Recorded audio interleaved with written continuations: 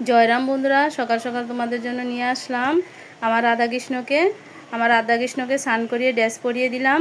পুজোর জন্য ফুল পেরে নিয়ে আসলাম। শহরে মানুষ পুজোর জন্য ফুল পায় না, আর আমার ভগবান আমাকে এত ফুল দেন, আমি অন্যদেরকে ফুল দিয়েও আমার আসনের জন্য অনেক ফুল থাকে। আমি ভগবানের কাছে চিরকৃতজ্ঞ।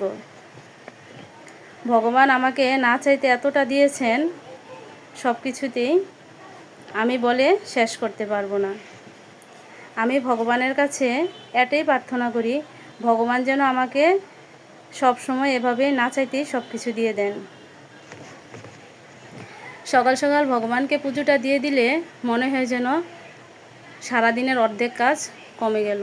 যতক্ষণ পুজো না দেয় অতক্ষণ মনও ভালো থাকে না, মাথায় একটা টেনশন থাকে কখন পুজো দেব। পুজোটা দিয়ে দিলে তারপর মনে হয় যেন এবার অর্ধেক কাজ কমে গেল।